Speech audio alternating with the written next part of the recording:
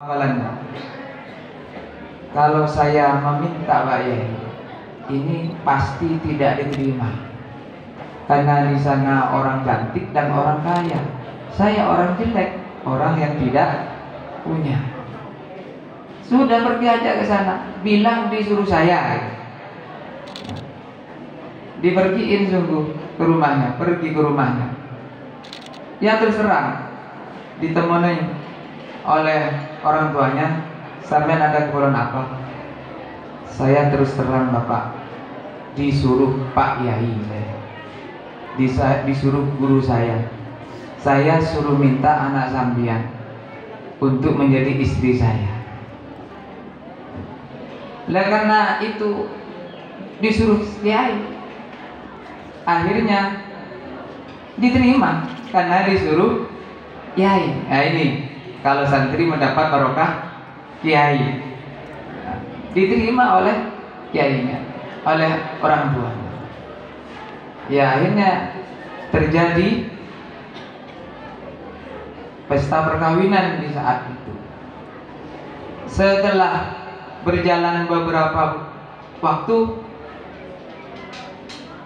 namanya santri nggak biasa kerja, nggak punya pekerjaan.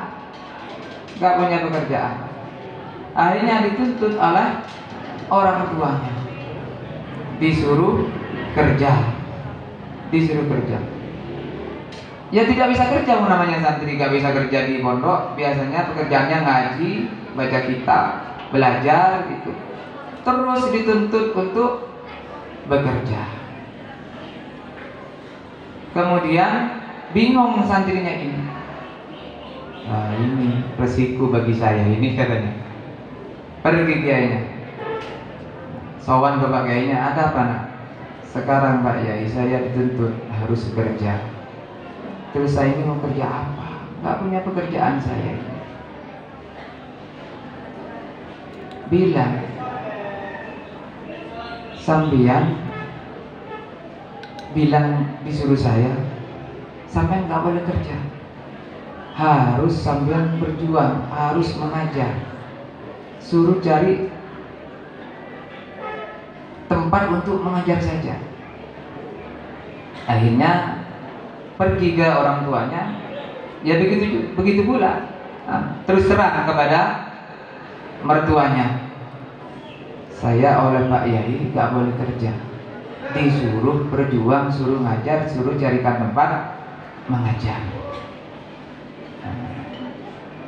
Karena ini perintah Yai, dituruti oleh mertuanya, dicarikan tempat mengajar, yang akhirnya dia mengajar.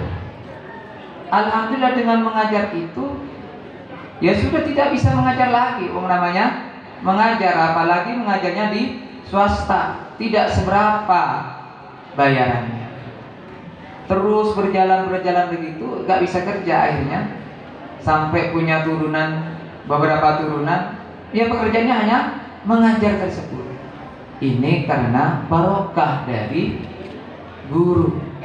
Kalau sudah barokah, maka akan tertimpa semuanya, akan tertutupi semuanya. Semua hal, semua kekurangan, kalau sudah mendapatkan barokah akan tertutupi. Barokah itu akan menang kepada segala-galanya. Untuk itu mari anak-anakku, para murid, para wisudawan, wisudawati, ayo cari barokah. Cari barokah. Jangan cari yang lain-lain. Cari manfaat ilmunya. Itu yang pertama.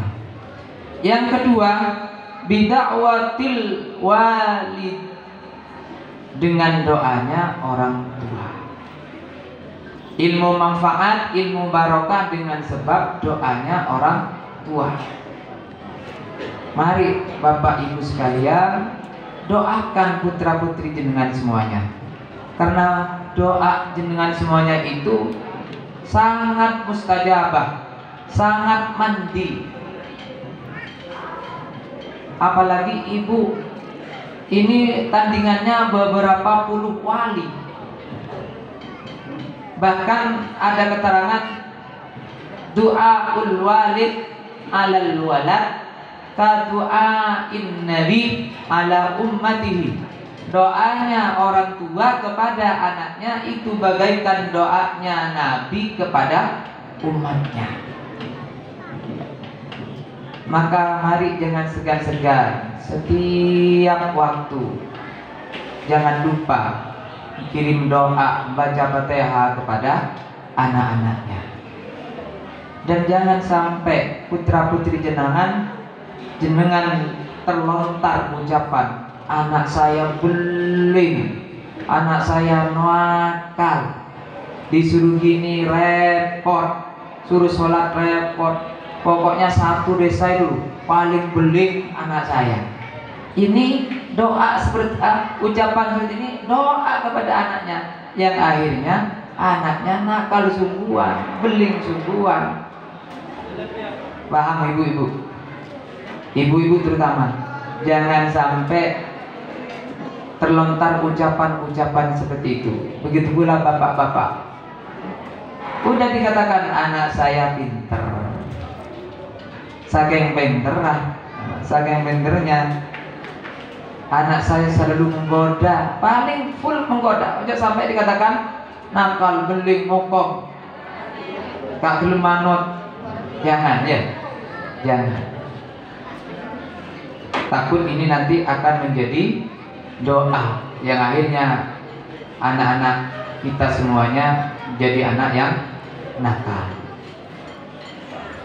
Yang ketiga, bihillizati, halalnya bekal, agar manfaat, agar barokah ilmunya, maka bekalnya harus halal. Disisihkan sekiranya bekal yang akan dikirimkan, yang akan dibuat untuk pendidikan itu sekiranya sudah dipastikan dari perkara-perkara yang halal. Mohon maaf, mungkin di antara kita yang masih senang, namanya senang. Mungkin masih ada yang senang kepada al-judiyu wal togelu wa ghairihi, lain-lainnya yang tidak halal. Lah ini jangan sampai katut kepada putra-putri kita yang ada di pendidikan. Tapi mudah-mudahan tidak ada. Mudah-mudahan tidak ada. Lah kalau putra-putri kita sampai memakan makanan yang tidak halal, maka akan berhenti, akan mandek, akan terhambat. Putra-putri kita tidak bisa menghafal, tidak akan bisa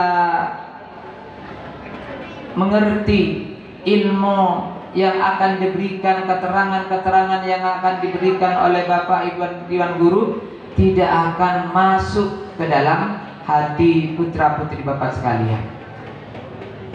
Contoh, Imam Syafi'i itu pernah makan makanan berupa buah-buahan yang ditemukan di suatu sungai yang mengalir. Kemudian beliau tidak bisa meneruskan karannya. Selamat datang, ahlan wa sahlan wa marhaban bikum kepada Romo Kiai Abdul Syakur, pengasuh Pondok Pesantren Al-Huda Ngebruk Sumber Tujung. Mudah-mudahan kehadiran beliau menambah keberkahan majelis ini, keberkahan ilmu yang telah dapat oleh putra-putri kita semuanya. Dan nanti kami mohon kepada beliau untuk mendoakan khusus kepada putra-putri kita yang diwisuda saat ini.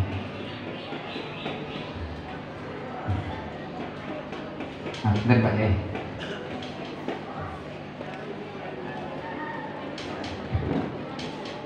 Maka mari kita berusaha dari pakaiannya, dari makanannya, dari segala hal kepada putra-putri kita. Makanan itu sekiranya bekal yang diperuntukkan putra-putri kita yang ada di pendidikan ini sekiranya dipastikan halal, karena nanti itu akan menyebabkan ilmu putra putri Bapak semuanya tidak akan manfaat, tidak akan barokah, tidak akan masuk keterangan-keterangan, atau tidak akan hafal hafalan-hafalan, tidak akan paham dari semua pelajaran-pelajaran yang akan diberikan Bapak Ibu dan Guru. Bisa-bisa nanti putra putri Bapak Ibu sekalian akan menjadi anak yang pemalas. Ini mari kita harus hati-hati dengan bekal yang diberikan kepada putra putri kita yang ada di pendidikan, yang sekiranya sudah dipastikan halal. Mudah-mudahan kita selalu diberi rezeki yang barokah, rezeki yang halal. Amin Allahumma amin. Yang keempat, yang menyebabkan ilmu itu bisa manfaat dan barokah, biridha'il mu'allim, dengan ridhonya pengajar, ridhonya guru. Ini mohon para wisudawan, para wisudawati, anak-anakku semuanya, sekiranya para guru-guru kalian yang tamat SMK, semua guru-guru SMK yang tamat MTS saat ini, semua guru-guru yang ada di MTS, apalagi kepalanya, ini sekiranya ridho kepada kalian. Jangan sampai ada unek-unek kepada sampean semuanya. Kalau katanya gurunya, sampean nggak usah kemana-mana, nggak usah kemana-mana. Yang tamat MTS, karena di sini masih ada SMK, jangan kemana-mana, teruskan SMK. Ya jangan kemana-mana. Ini dalam rangka untuk mencari ridho guru. Kalau sampean sudah dikatakan diminta oleh gurunya masih diemani, keimanin guruna, tapi sampean masih nekat untuk keluar, tidak meneruskan di SMK as-salam, lah ini nanti yang akan menyebabkan ilmu kalian yang ada di MTS ini tidak barokah, tidak manfaat. Ilmu itu bagaikan bangunan. Bangunan itu ini ada tingkat 1, ada tingkat 2, ada tingkat 3. Bangunan itu biar kuat, maka dasar yang pertama, dasar dari fondasi, kemudian lantai 1, biar lantai 2-nya itu kuat, maka lantai 1 ini harus kuat, jangan sampai rapuh. Begitu pula dengan kalian yang belajar di pendidikan ini, kalian akan meneruskan ke jenjang yang lebih tinggi, yang mau kuliah, maka yang SMK-nya itu harus kuat, harus manfaat, harus barokah.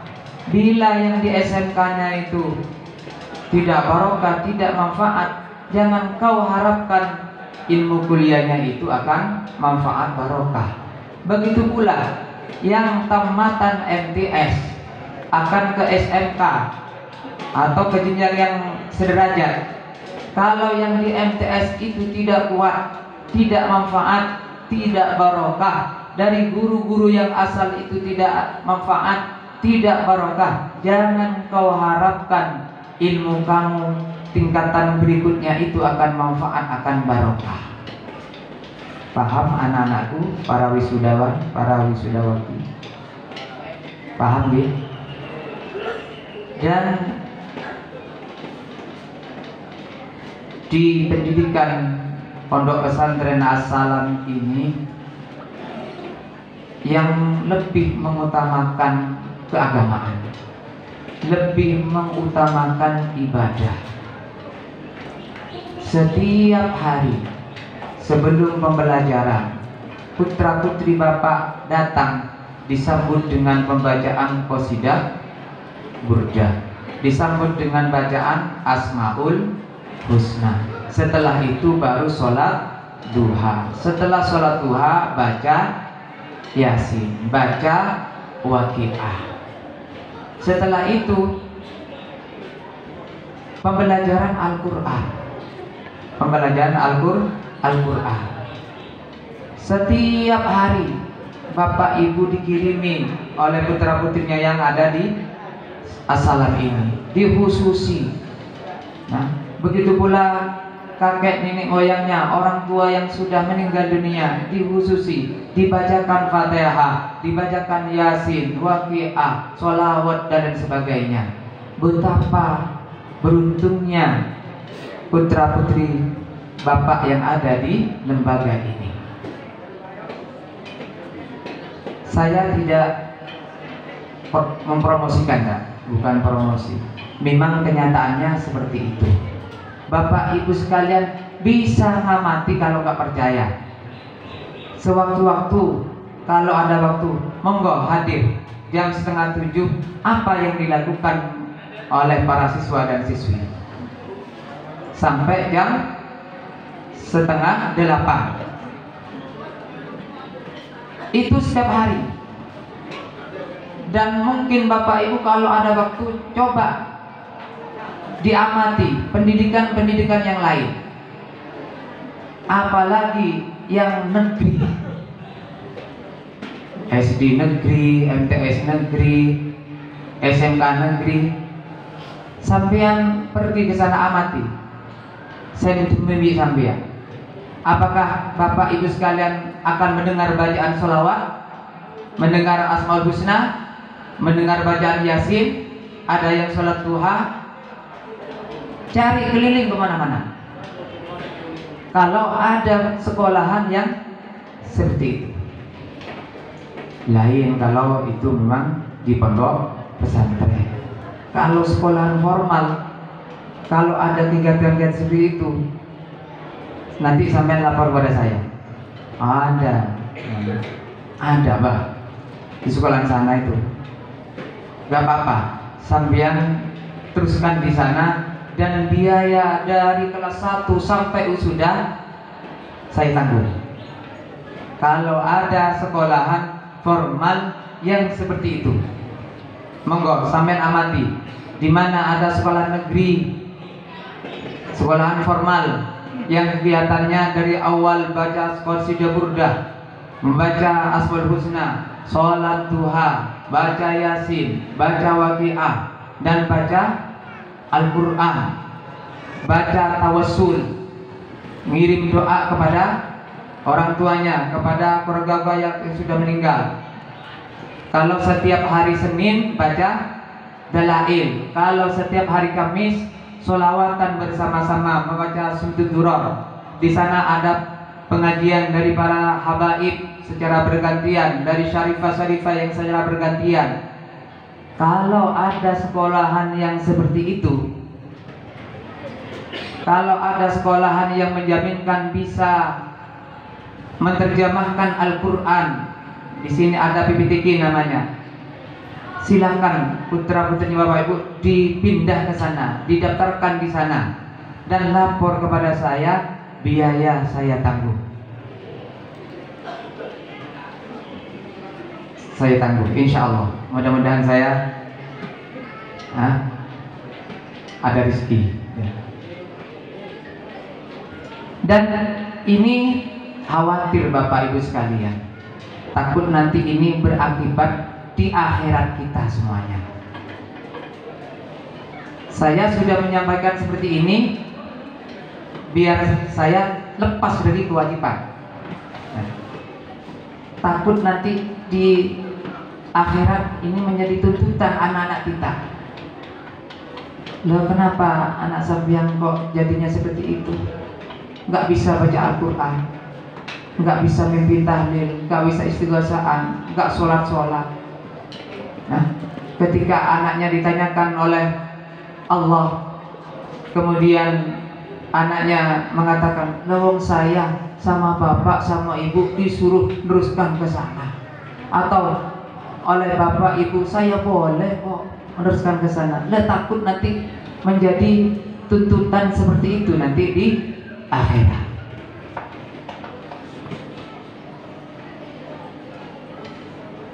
Dan juga perlu diketahui Bapak Ibu sekalian, bahwasanya mulai tahun ini, kalau dulu ada kelas tahfidz, ini kelas tahfidz ini sudah berjalan 3 tahun. Nah, sudah berjalan 3 tahun dan alhamdulillah tahun ini sudah ada yang sukses 30 juz, yaitu Ananda Warisi dari Pangkalembun, Kalimantan Tengah. Dan yang kedua yaitu Ananda Rif'atus Salamiyah dari Pontianak, Kalimantan Barat. Alhamdulillah sudah sukses 30 juz. Yang lainnya sekarang ini masih ada yang 15 juz, ada yang 10 juz. Ini yang kelas tahfidz selama 3 tahun ini. Kemudian mulai tahun ini, khusus yang santri pondok, ini namanya ada kelas yang memakai kurikulum berbasis pesantren. Yang intinya di sana fokusnya adalah kepada pendalaman pelajaran-pelajaran di pondok pesantren, terutama nahwu shorof. Jadi setelahnya mengaji Al-Quran, setelah latihan terjemah Al-Quran, di sana nanti rencananya akan setiap hari pelajaran nahwu dan shorof. Setiap hari nahwu shorof. Dan juga nanti untuk praktek untuk baca kitab kepada kitab takrib yang kelompok 3 dan kelompok 2, kelompok 1 itu fiqhul wadih.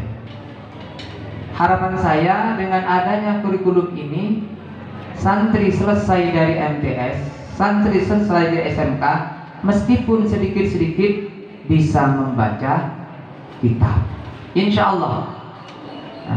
Bahkan ini rencana saya dalam 1 semester nanti di bulan Maulud, jenengan akan insya Allah akan diundang, insya Allah, mudah-mudahan tidak ada halangan dalam acara mauludan, kemudian sambil mengevaluasi